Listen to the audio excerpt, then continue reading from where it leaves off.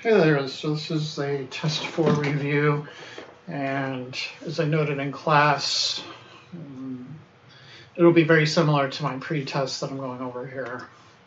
So anyways, there are questions you could kind of look at to help you in your journey.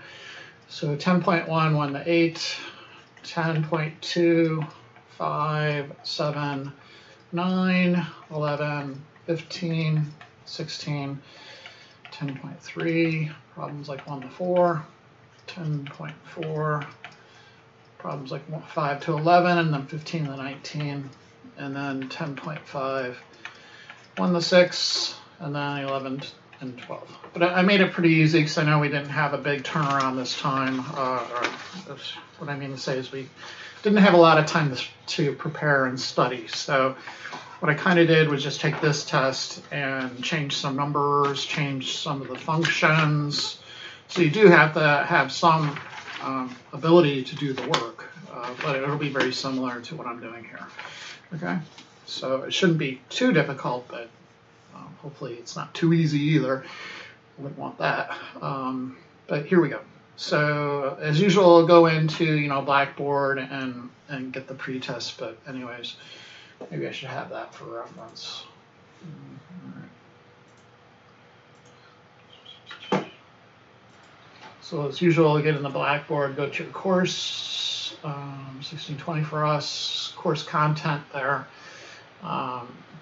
One thing to note, on the final exam, you will be able to use any formula sheet that I provided through the semester. So we had just 2 formula sheets, the convergence test from test 3.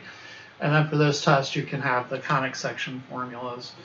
But there's the pretest 4 that we want to do today. I'll move this over here and then click on these things before it decides to log me out. And I have to use my password and my cell phone to get into my email, hopefully in an area that actually has cell phone service, unlike my office, which does not have cell phone service for whatever reason, thus preventing me from getting into my email anytime my computer logs me out, which is every 5 seconds apparently. But anyways, the first problem is find the vertex, focus, directrix. It's a parabola. It's telling you it's a parabola. So you want to get it into that nice vertex form. And here we go. Or they're not calling it vertex form. I don't know what the heck they called it. If they even gave it a name. But usually in algebra, there's 2 forms. There's the standard form, and then there's vertex form. This looks more like vertex form, but it really isn't. And the old vertex form, when you took college algebra or whatever, wherever you took it, the value in front was actually the A value. All right. In our case, it's a 4 times P value. That 2 is actually 4 times P. All right. And we need that value in order to get the focus and the directrix. So you could either write, as soon as you get the formula in the standard form, go ahead and find the P value. It's not a bad way to go. So we have 4P is equal to 2. Divide both sides by 4, and you get 1/2. Okay.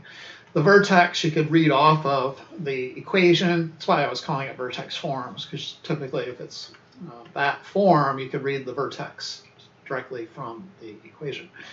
But there it is, -4, 5. That will be in the and I can already see a mistake on my pretest. But anyways, it's in the second quadrant. So let me kind of put it where it needs to be. 1, 2, 3, 4. 1, 2, 3, 4, 5. It's up here somewhere. Put in a couple extra tick marks for the focus and directrix stuff. The y variable is squared, and that should be foreign to you. You're used to saying y equals ax, so you're used to saying the x variable being squared, which is not the scenario here. The y variable is clearly squared. So instead of the y equals ax squared plus bx plus c, which would be concave up or concave down, it's the sideways phenomena. And then you look at the p value to know if it's pointing left or pointing right. So in this case, the p is positive, so it's pointing to the right. Okay. The p-value then also tells you the kind of the location of the foci. So because it's pointing right, the focus is going to be to the right. And to get there, you need to manipulate the x-coordinate. You need in particular to add in the p-value. And if you want to, you could just leave it as -4 plus a half. You don't have to even rewrite it as, you know, what is it going to be, -7/2. You could just leave it as it is. Then finally, you also need the directrix. So to get the directrix, you're just going to move a half in the other direction, and then put your dashed line in there, and kind of just approximate what the parabola looks like at that point. Please be sure to write the formula for a vertical line with an x equals. So when it's a vertical line, it's x equals something. In this case, the something is -4 minus 1/2, or -9/2 if you'd rather. If it was a horizontal line, it would be y equals something. So I'm hoping that you know the difference between the equation of a horizontal, and not only that, I hope that you'll be able to remember how to generate that equation. Is it x equals or is it y equals? Okay. Moving on. So problem 2, we have an ellipse. Okay? So it's given in kind of the nice, easy, readable form. In real life, I might have noted in the video, it's going to be like scrambled eggs. But anyways, the center, we could read directly from this equation. The center is going to be at 5, 0. And then you want to get your A, B, and C values, kind of like what you did with the p-value above. You need these values to get to the foci, the vertices, and then what I'm calling the minor vertices. The A value is the bigger denominator. So you're looking above and you may be tricked into thinking, well, that 4 is the A value because I see it first. But that's really only the case when you're dealing with hyperbolas. With ellipses, it's always the case that A is greater than B. So for us, the 16 is the A squared, and then the A is 4. And then the B will be 2, and then you have the formula on the formula sheet, A squared minus B squared, 16 minus 4, that would be 2√3 when all is said and done, and then I'll be about 3.46. Okay. Okay. So the center, we have that. We can kind of think about the orientation here, because the y has the A value. It's going to be kind of oriented like this. Sorry, I'm missing with my, didn't hit the thing with my dots. So the dots are all over the place, but you get the idea. That's the picture. 5, 0 means it's basically sitting there on the x-axis, and the positive first. It's not quite in the first quadrant, not quite in the fourth quadrant, but in between. But anyways, get some tick marks going. Locate the center. 1, 2, 3, 4, 5 is right here. And then you can move about to get to your foci, your vertices. So to get to the vertices, you're going up and down by 4. To get to the foci, you're going up and down by 3.4. So that's really close to the vertices. And then to get the minor vertices, you're going left and right by 2. And then you can connect the dots. Okay. We also need to establish those locations. So don't just put the dots there, tell me the coordinates. And you can leave it in the plus or minus form if you wish. So first the vertices, we're going up and down, so we're manipulating that y coordinate. So 0 plus or minus 4. For the foci, again, we're going up and down to get to those because of the orientation. So it would be 0 plus or minus 2√3. And then for the minor vertices, you're manipulating the x-coordinate. So you're going left and right by 2. Okay. And then that's all you need for the ellipse. The next problem is more realistic, in my opinion. It's kind of the scrambled eggs version. They tell you it's a hyperbola. Okay, in the real world, they're not going to tell you. You're going to have to figure that out on your own.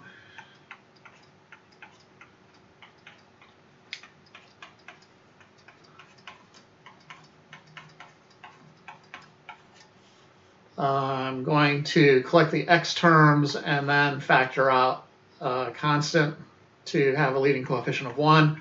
So first off, I have the 9x squared and the 54x. So that's factoring out the 9 will be x squared plus 6x and then plus blank.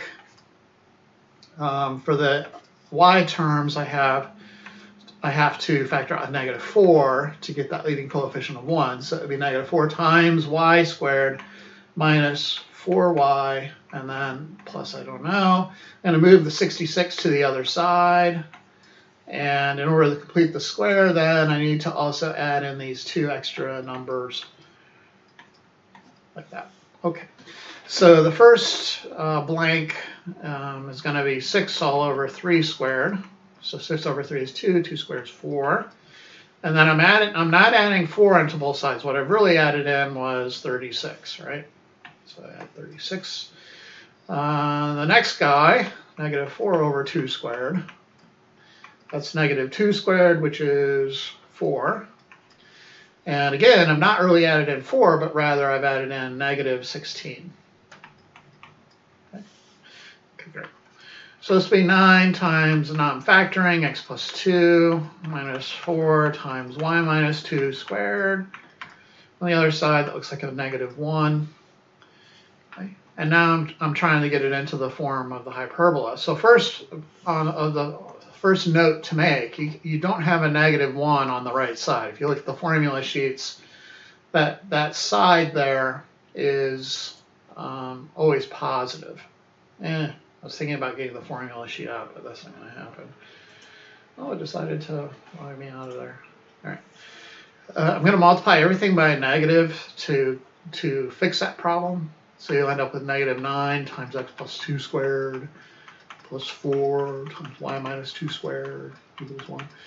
And then you want to get those a and b values. And not only that, I want a positive term to be my leading term on the left here. So I'm going to rewrite it with the 4 times y minus 2 squared first. But I'm going to put that 4 in the denominator of the fraction. So 4 is the same as 1 over 1 over 4. So it's really y minus 2 squared over 1/4. Then minus, I'm going to rewrite the 9 as 1 over 1 over 9. Put that in the denominator. Okay. And then for this case, the a value is the denominator with the positive term. Okay, so that y part is the positive part. The x part I think of as the negative part because there's a negative in front of it. And then the a value is the square root of the thing on the denominator of the positive term. So it's the square root of 1/4. A is 1/2. So unlike the ellipse, there's none of these restrictions like a has to be greater than b.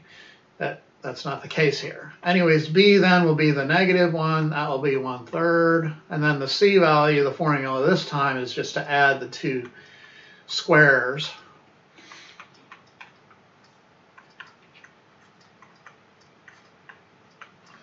Oops. It should be square root 13 over 30, square root 36, which is just 6. Get an approximation for graphing purposes. There we go. Okay.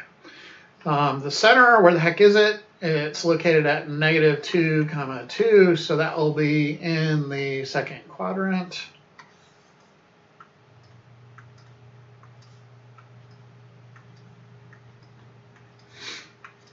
Okay, so negative 1, 2, 1, 2. And then the y term is the positive term. So whatever's going on, the branches are kind of going to be up and down, pointed up and down, like I just drew there to the left, my margin.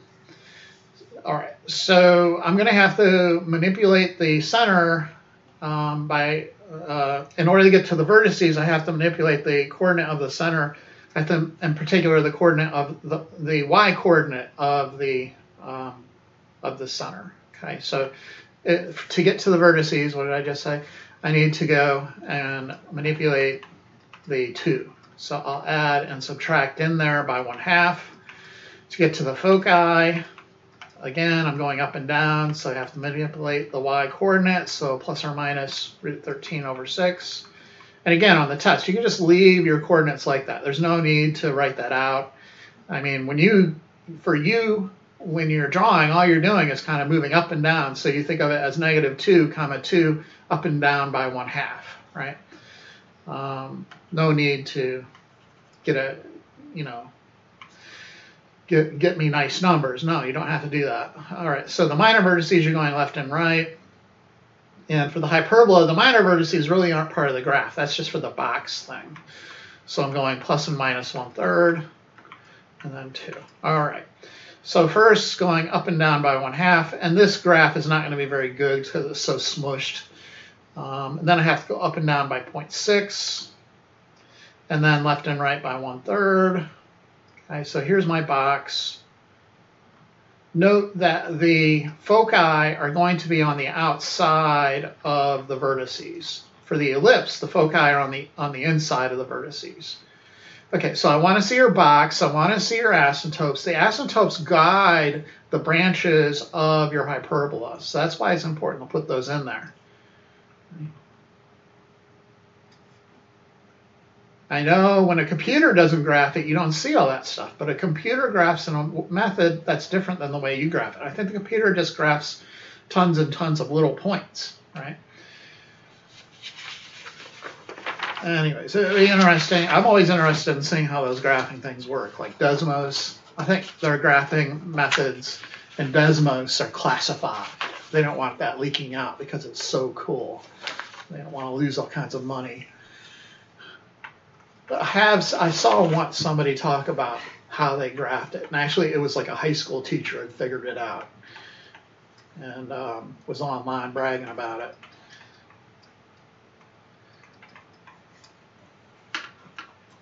Anyways, number 4, sketch the curve represented by the parametric equations.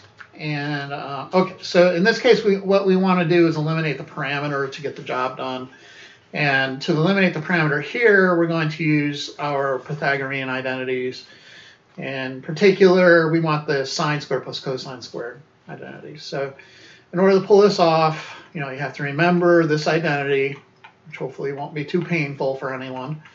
And then you need to do a substitution. So first off, I could solve for sine using the y formula. So on the y formula, if I divide both sides by -6, I'll have negative y over 6 equals sine. So I could do a substitution for sine into this equation. For the cosine formula, in order to do a substitution there, I solve for cosine in the x formula. So I'll have division on both sides by 6. And I get that cosine is really x over 6. And I'm going to put that into there. Okay. So after the substitutions, negative y over 6 squared is y squared over 36. X over 6 squared is x squared over 36. And that will equal 1. And what the heck is that? Well, that's just the equation of a circle. And technically a circle is not an ellipse because the a and the b values are exactly the same. And in an ellipse, the a value always has to be greater than the b value. So it's kind of a technical thing. I think it's just it's kind of a bit of idiocy, but it's not really an ellipse. There it is. Okay, so it's a circle. And then I want you to graph the thing. So not only, we should be able to graph a circle. I'm hoping we can pull that one off. 1, 2, 3, 4, 5, 6. 5, 6. 2, 3, 4, 5, 6. 1, 2, 3, 4, 5, 6. Put in some dots. And the thing about parametric curves is you can then indicate the direction of travel on the figure. So you need to indicate that with an arrow. In order to do that, you need to kind of do one of our t-table things. So you have theta, you have x, you have y. Theta is a parameter. So theta will start at 0 and then maybe go to pi over 4. In this case, I'll just use pi over 2. And you plug them into the original equations, the parametric equations up here.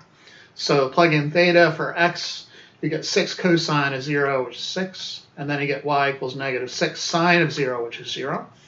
So our starting position on the graph is 6, 0 right here. That's when theta is 0. Then for the next guy, 6 cosine of pi over 2. Cosine of pi over 2 is 0 times 6 is 0. Negative 6 sine of pi over 2 is negative 6 times 1, so that'll be negative 6. Locate that on the graph. So 0 down, negative 6. That's where theta is pi over 2. So it looks like we're going in this direction. You need to have that arrow on your graph. You need to show me. So part of the point of the parametric equations is to get that direction of travel. Okay. So you can think it's like a particle moving through a petri dish or something. I don't know. Okay. So, but the interesting thing is we can give it a direction, and there it is. Okay. Number 5, I gave you some nasty looking formulas back there in the in-class notes for the parametric equations. So basically, if you're given some x0, y0, so what we're doing is trying to create an equation of a line that passes through 2 points, starting at the x0, y0, and ending at the x1, y1 position, given some t values. So t greater than or equal to t sub 0, less than or equal to t sub 1. This is the scenario. Okay, and the way it works out is basically you're just creating 2 equations of lines such that you have in the first, for the x equation, so you'll want the formula for some x of t. In that scenario, you're going t0 for the input, the output is x0, and then you're going t1 comma x1. Okay, I mean literally that's it. Then you have 2 points, and you're creating the equation from these 2 points. So you'll get a slope, and then use one of the points in point-slope form in order to create the equation of a line. Right. So same deal for y of t. In this case, the 2 points will be t sub 0, y sub 0. And then t sub 1, y sub 1. Okay. In class, when I did this in class, I kind of just dropped all of the bells and whistles and said, hey, look, x is going to be equal to x1 minus x sub 0, basically the slope of the x values, the rise in the x values over the run in the t values. So it'd be t1 minus t0 times x, t is kind of the independent variable here. So t minus t sub 0 plus x sub 0. And then the y formula would be basically the rise over the run, but now the rise is in terms of y, the run is in terms of t. So it would be y1 minus y0 all over t1 minus t0 times t minus t sub 0 plus y sub 0.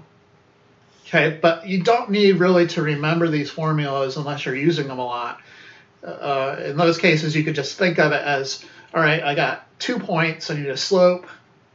So the slope is going to be, x1 minus x sub 0 all over t1 minus t sub 0. And then you plug it into your point slope form. So that's always x minus x sub whatever equals m times, in this case, t minus t sub 0. And you see if you put this slope into there, what you get is basically that first formula. Okay, and it's the same deal over here. You're just figuring out a slope in terms of y's and t's. So the slope here would be y1 minus y0 all over t1 minus t sub 0. And then you get, you put everything into your point slope form, which would be y minus y sub 0 equals m times t minus t sub 0. And of course, plugging the slope here into here, you just end up with this formula here, right? Okie dokie. So let's go ahead finally and do number 5. For problems like number 5, because the t values are only 1 unit apart, the denominator of your slope is just going to be 1. So it looks like you just have a change in x and a change in y in your formulas. But anyways, let's go at it. So 5, we want to go from -2, 3 all the way over to 5, -1. And we want to start at 1 for t sub 0, and then go to 2 for t sub 1. Okay, so if we want to go through and label all the variables, we could do it like this.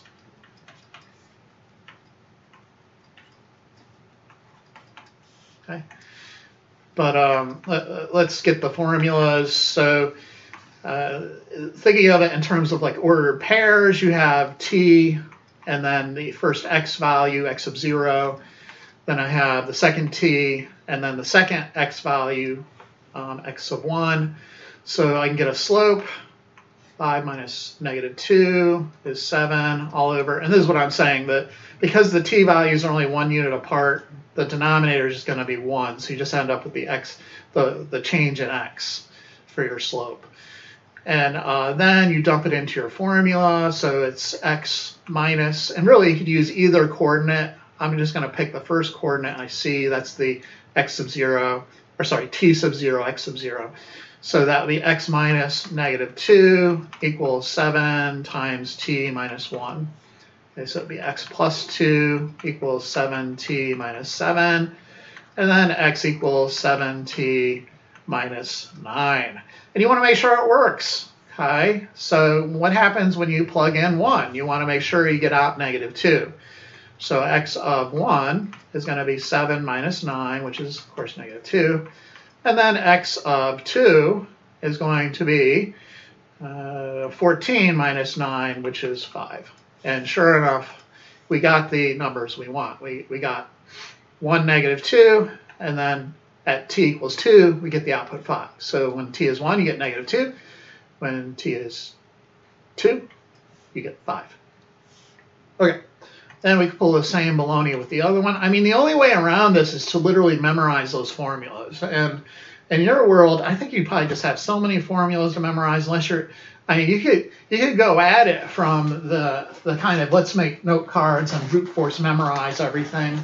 But it's kind of a toss-up. You know, you want some things rote memorized. You want some things that you're kind of auto-generating via some engineering process.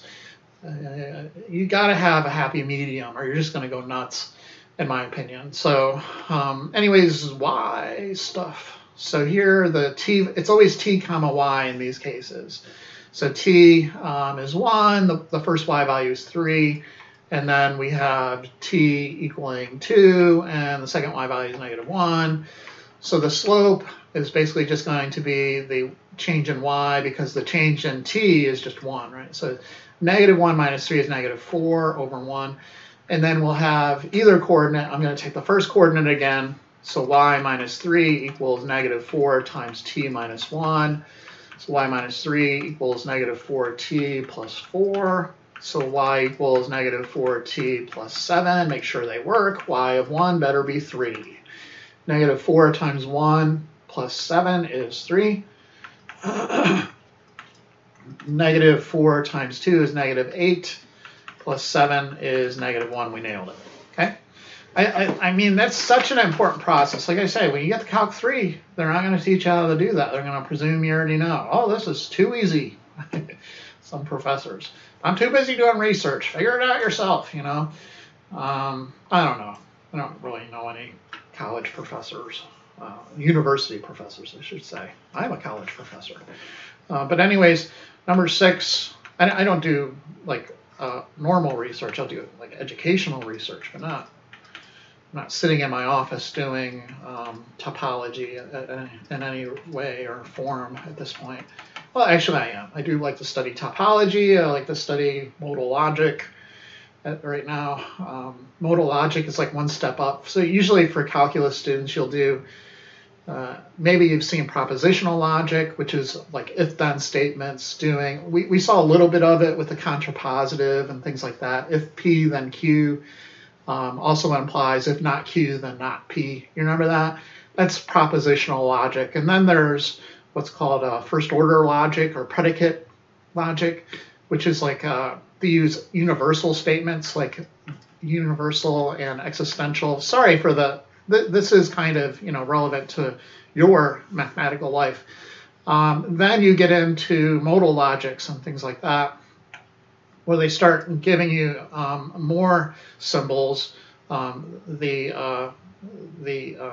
necessary operator, and then kind of a possible operator. So there's all kinds of different universes, and I hate to say, like in Rick and Morty thing, they told me not to say that, but it's kind of like you're in different multiverses, and in some multiverses something is true, whereas some multiverses it's not true, and you could teleport yourself in between all the different universes.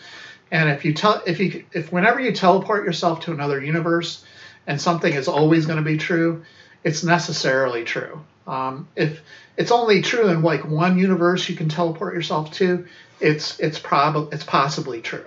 Okay, so you start working with that junk in modal logic. There's all kinds of different kinds of modal logics, but the modal logic I'm thinking of is associated with I think his name is Skripke. If you're interested in that kind of stuff, it's really, really neat. And the way it came up for me was studying problems like the Collatz conjecture, where you really couldn't figure out if there was a way to figure out whether it was true or false. Like maybe it's not even possible within the mathematical system to figure out if they. Okay, so sorry about that. That's just. I guess I do actually some math research. I'm not crazy about saying that because it's not like I'm publishing, but I'll tell my psychiatrist, right?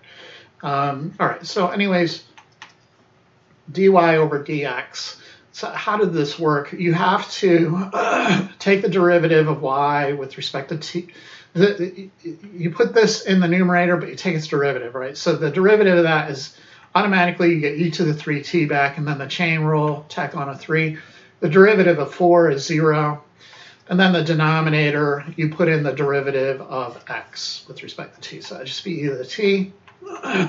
This will simplify. You subtract exponents, right? So e to the 3t minus t, that leaves 3e to the 2t. Then it's going to want slope. Okay, so what you do is just take that answer for your derivative and evaluate it at 0. 3e to the 0, e to the 0 is 1, so it'll be your slope. Then for the second derivative, remember this is not just the derivative's derivative, right? I have to take, it kind of is, you take the first derivative and take its derivative and put it in the numerator. So you get 3e to the 2t, and then a chain rule on the 2t gives you another factor of 2. And then in the denominator, you just put the derivative of x. So again, that will be e to the t. So this will be 6e to the 2t all over e to the t. And then again, subtract the exponents. So 6e to the 2t minus t is 6e to the t.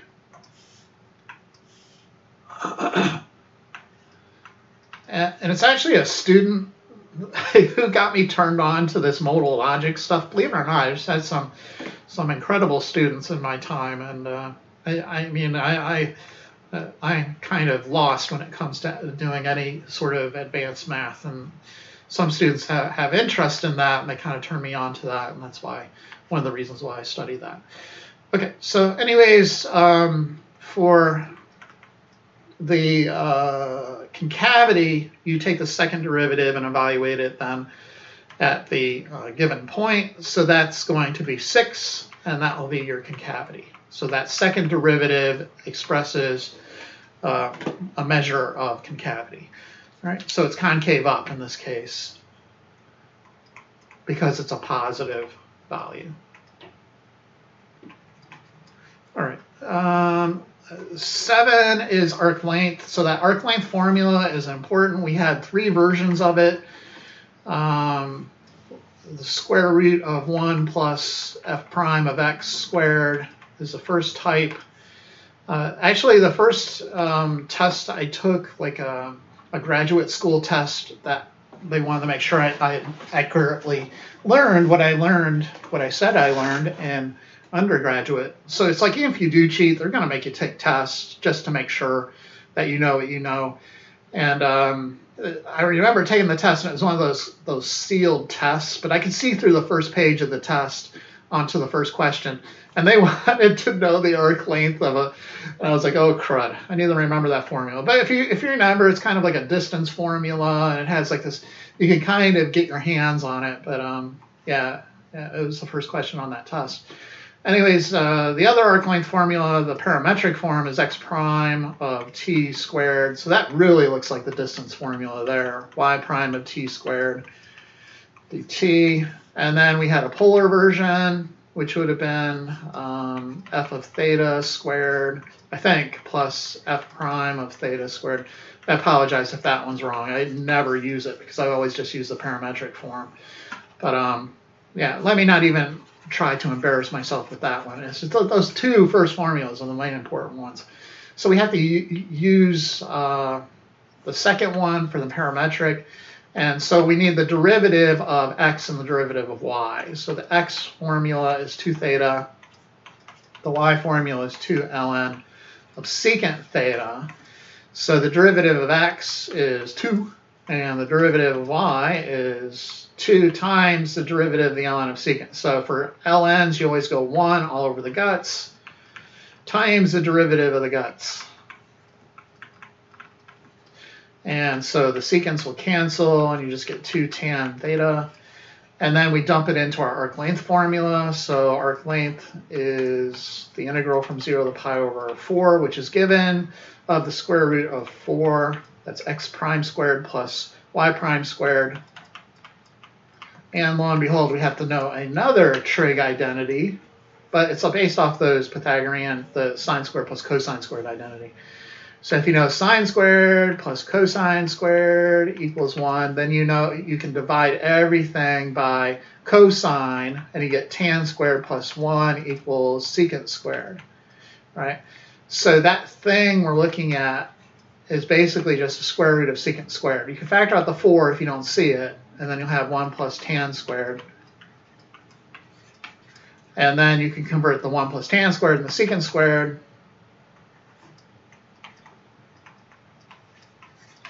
And then take the square root of that, and you get 2 secant theta. And I was kind enough to supply you with the formula, and I would do that also on a test. You can factor out the 2, but at the end of the day, it's just going to be 2 ln absolute value of secant of theta plus tan theta, evaluated from 0 to pi over 4. The secant of pi over 4 is root 2. Tan of pi over 4 is 1. And then minus 2 ln. The secant of 0 is 1. Tan of 0 is 0. The ln of 1 is 0. So you're just going to end up with that first term, 2 ln square root 2 plus 1. Square root of 2 plus 1 is positive. So, okay. Numero 8. So I have x squared plus y squared minus 8x equals 0. So we need the conversion formulas memorized, folks. I cannot emphasize the importance of those formulas enough. In my opinion, if you know this picture,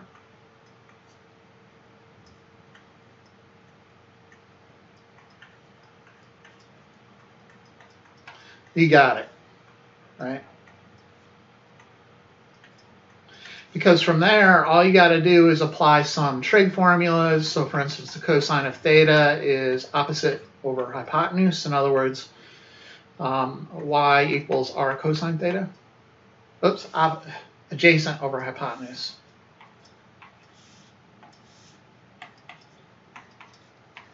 Okay, and then we have the sine of theta is the opposite over hypotenuse. Right? So there's 2 formulas. And then the third formula, Pythagorean theorem, you can add the square of the legs together, and that gives you the square of the hypotenuse. And then the fourth formula is just tan of that angle, opposite over hypotenuse. Truth is, you only need these guys for the test. I don't think I use tan of theta anywhere. But, you know, x squared plus y squared is r squared minus 8. So what we're doing is going from some function in terms of x and converting that into some function in terms of r's and thetas. So it's some function in terms of x's and y's over to some function in terms of r's and thetas. Okay. Not to say that those functions are the same, you know, you give it a different name, g of theta. Anyways, so I want everything in terms of r's and thetas. But you also hope that it's a form that's explicit. So r equals something in terms of theta. But anyways, x again, r cosine theta equals 0. You can factor out the r minus 8 cosine theta equals 0. And then either r is 0 or r minus 8 cosine theta is 0. We don't need the r equals 0. If you remember the videos, that's redundant information because when theta is equal to pi over 2, you're going to get r equals 0 anyways. So that little dot that the computer would have filled in on your graph is going to be filled in already by this equation, r equals 8 cosine theta. And if you're on the ball, you know that's just very quickly, you can sketch it. It's just this thing where this point here is 8. Okay?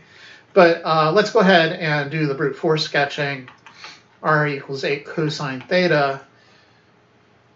So in this case, the amplitude, and I would want to see all this information, is 8 to the period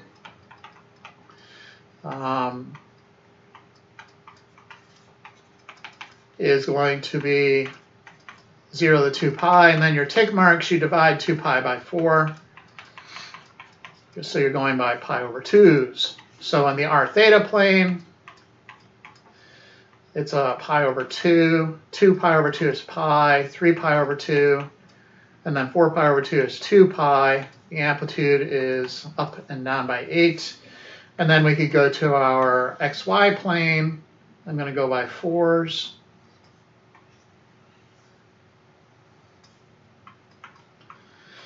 And graph the thing. Okay, so I need this graph is cosine, so it's handlebars and motorcycle. Looks like this. Okay, so it starts at 8 when theta is 0. And then when I rotate the pi over 2, which is right here, it's going to decrease to 0.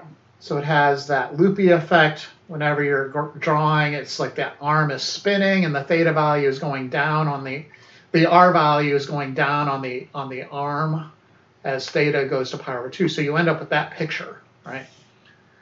If you want a bunch of like helper lines. So this is the bar that is spinning to pi over 2.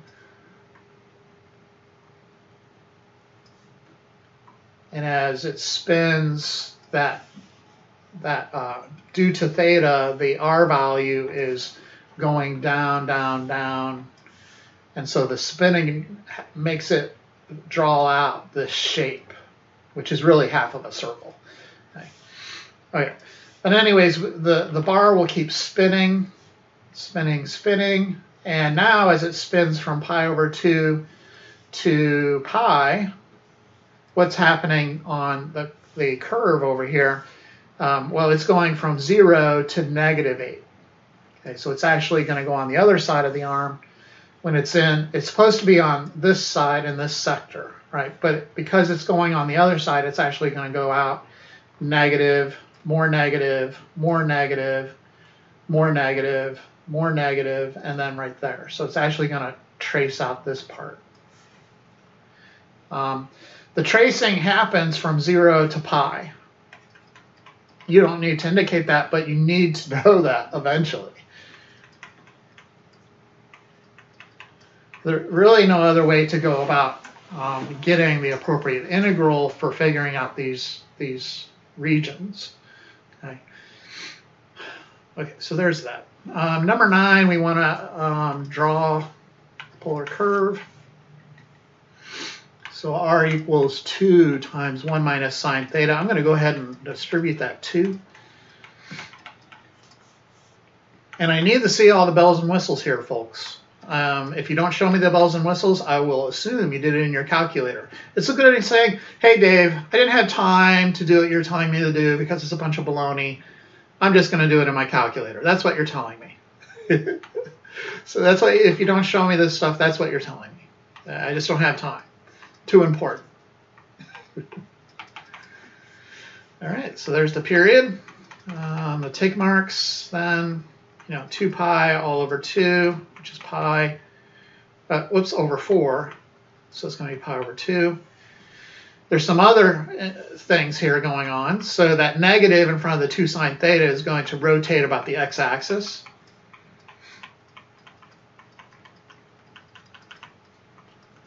And then, and if you want to, instead of graphing it, you could do a table of values. That's fine. And then finally, there's that 2. It's a shift up by 2. I don't know why I'm always in a bad mood. I'm getting older, folks. I'm crabby. All right. So anyways, here's our graph of the original, just let's say 2 sine theta. What does that look like? You know, if nothing else.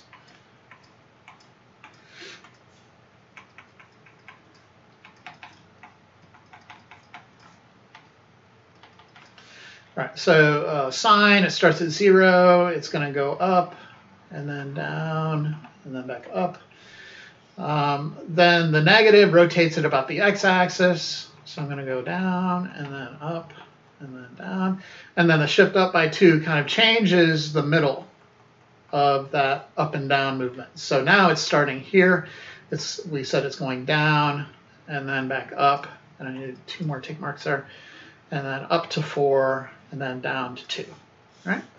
Okay, so from there we should be able to get our XY graph using our polar graphing paper. I'll go by 2s this time. 1, 2, 3, 4. And if you want, you can put some extra helper lines in here for you. But this is pi over 2, 2 pi over 2, 3 pi over 2, and then 2 pi. Alrighty then. So the graph starts out at 2 and then decreases to 0 at pi over 2. Or yeah. So it's oops, and I'm going by 2s on the x-axis. All right. Thank you for erasing everything for me. I just want to erase this red dot, and it's being a jerk, but there it goes. Thank you. So actually start here at 2. This is 4. So it's decreasing to 0 at pi over 2. So it'll have that behavior. And then it's going to bounce back out to 2 at pi. And then it's going to keep increasing out to 4 at 3 pi over 2. So it's going to kind of look like this. And then it's going to decrease back to 2 at 2 pi. And then it's just going to repeat itself. So there is our cardioid. Let's look at number 10. So I need to see all of this. I want to see your angle lines. I want to see your r theta, or I want to see a table. So this is our theta r picture. And then I want to see all your information. Okay, so how do I know you didn't just go to your calculator and have it graph it for you? Okay, you know, it's like if I go to my job, am I going to hire you, or can I just hire a calculator to do your work? You know, it's you want to be so you're not replaceable. You know, a lot of horses probably thought we're going to have a lot of good jobs here in the 40s, but it turned out there was this thing called a car. You know, and we don't need the horses anymore. You know, I don't even know what horses are doing. They're expensive, right? Why do we have horses anymore? I hate to say it, let them roam free, but geez, what are they doing? Anyways, I guess why do we have anything anymore? You know, I don't know. The amp is 4. Those are my opinions, not the. Okay. The period. I'm wedging for theta in between 0 and 2 pi, and then I'm solving for theta. 2 pi over 4 is same as pi over 2. And then for my tick marks, I need to cut that into 4 parts. In other words, divide it by 4, which is saying multiplying by 1 over 4. Oops, that should be pi over 2. So I'll have pi over 8 for my tick marks. Okay, amplitude. And eventually I need the area of 2 petals of this rose curve.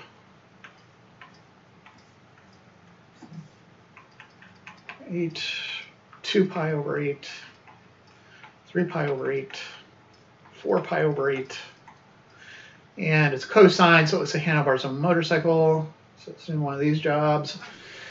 And then we need to at least see the, because I need for my integral eventually, so it's going to be the integral of that 1/2 times the integral of r squared. R was, again, 4 cosine of 4 theta. All that is given, right? I know that's going to be the deal. It's just what the heck goes here and here. And again, this is why you need to graph these by hand, okay? There's no way around it at this point in time. Even if there was a way around it, you would need to know how the computer is figuring that out, because you don't want the computer running your life, believe it. Computers don't care whether you have food or not, because a computer doesn't need food, right? All right, so anyways, I'm going to go by 2s. Okay, so here's 2 and then 4.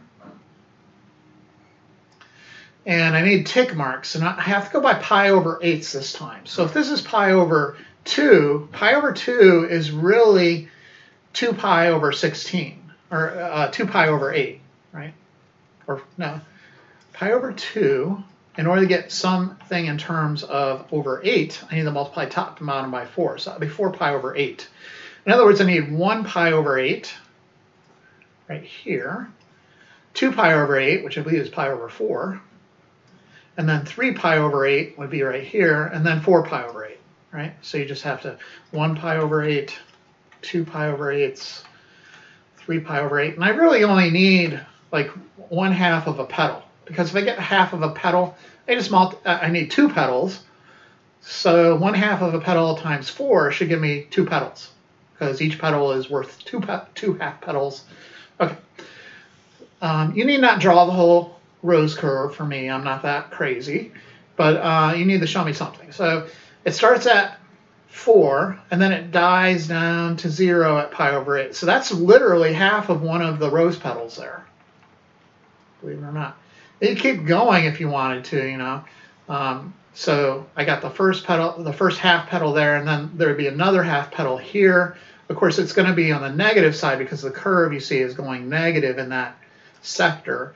So it's going to jump into here and then trace out like this to 2 pi over 8, and then 2 pi over 8 to 3 pi over 8 from here to here. It's this sector, but it's still negative, so it's going to be down here. It's going to go back to 0. And you can see, oh yeah, that first thing I traced was definitely half of a petal. Okay. So what I'm going to do is just integrate from 0 to the pi over 8. And then this thing represents 1/2 of a petal. So to get 2 petals, which is what the problem is asking for, find the area of 2 petals of the given rose curve. I'm going to multiply it by 4, right? Because for 2 petals, you know, if I know this area, there's 4 of those. 1, 2, 3, 4 of those. So you just multiply that integral by 4. Well, did I beat that to death or what? All right, so 4 times 1/2 is 2. And then we have this thing should be squared, by the way, PS, pi r squared. Kind of think of it that way. But this is 1/2 theta r squared. So this will be 16 cosine of 4 theta d theta. And then I can factor out the 16. I get 32 integral cosine of 4 theta d theta. So I get 32 the integral. Wait a second, mister. That should be cosine squared. Anyways, it'll be 32. I got to use those half angle formulas, so you need those memorized. In other words, these dudes. I call them power reduction formulas. Plus cosine of 2 theta over 2.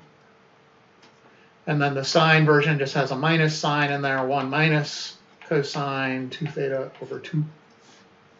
So anyways, the cosine reduction formula, 1 plus cosine, you have to double the angle whenever you use it. I'm going to factor out that 1/2 and just have 16 out in front of my integral. I made a mistake in on my solution key here. Yet another mistake. Yeah.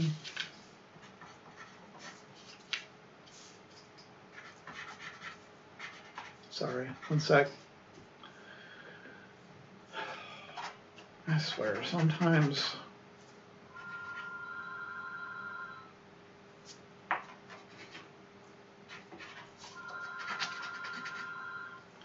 somebody's got to phone us every freaking 5 seconds. Oh, let's put on the strips. All right, so factor out the 1/2, I get 16 integral 1 plus cosine of 8 theta, 2 theta. And then we're going to integrate both of those. So you get theta plus, you need a u sub for 8 theta, give you a factor of 1/8 at the end of the day. So we sine 8 theta over 8. And then evaluate from 0 to pi over 8. Hopefully that's not painful. And you get 16 times pi over 8 plus sine of 8 times pi over 8. That's the sine of pi over 8, which is 0. Minus, plug in 0. Sine of 0 is 0. And we got it. 16 times pi over 8 is 2 pi. So that'll do it. Thank you for watching as usual. I'll see you next time.